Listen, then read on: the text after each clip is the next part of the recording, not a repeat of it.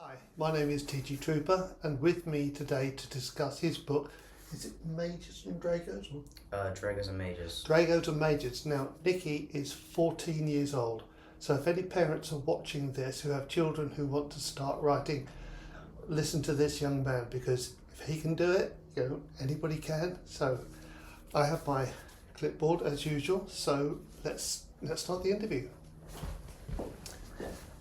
So Niki, how did you get into writing? Well, I knew my mum was an author, so I asked her if she could write a book that, as an 11-year-old, I could read myself.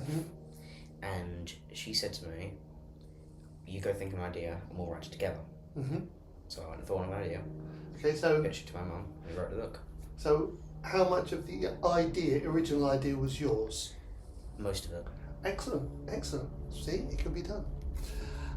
So, what kind of books, authors, sorts of genres do you like to read? I read mysterious or factual books, so I quite like historical books. Okay, that's good. Yeah. Does that feed into your writing at all?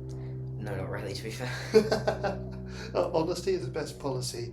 So where did the idea for Dragos and Majors come from? Well, I was in the middle of a geography class, and there was this task where we had to create an island, and I just had this thought of an island full of people who can use magic and dragons, and so the idea was born. Excellent.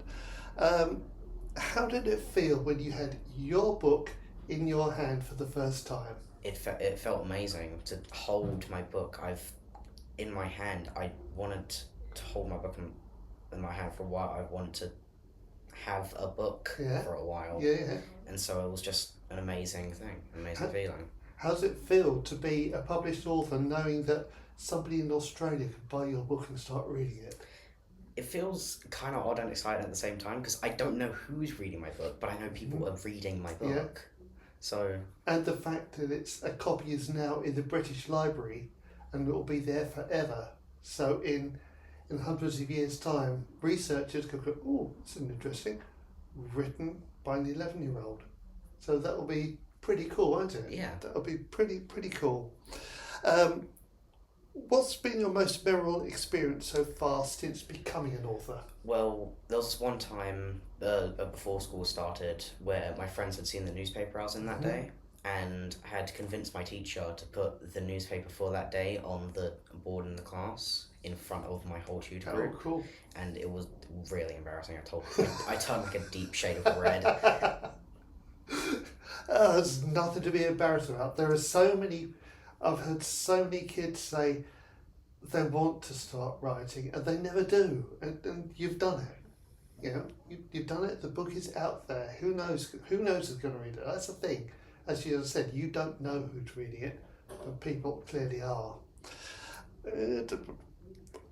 Where do you go from here? What's next? Well, we're hoping to get a second one out before the end of 2026, and hopefully get a third one out. Oh, right, nice. Trilogy. So have you started writing that? Oh, we've started writing the second one, yes. Okay, how far have you got? And the story? We've got the general basis and a couple chapters down. Yeah. Okay. So you said it would be ready by end of 2026. Could it be before then? Maybe. It depends on how writing goes. I mean, I'm going into my GCSE, so I'm not going to have as much time to focus on writing, but I still want to focus on writing. Where can people buy your book? Pretty much anywhere, to be fair. Have you got a website for this? No, not yet, but you can go to Amazon or Waterstones or something. Okay, like so when you get, I believe a website is being created for you. I believe so. Yes. Yeah. Okay. So when the website is up live, there'll be notifications on social media, and you'll be able to get copies of Niki's book from there. Well, Niki, thank you very much. Well, thank you. Thank you.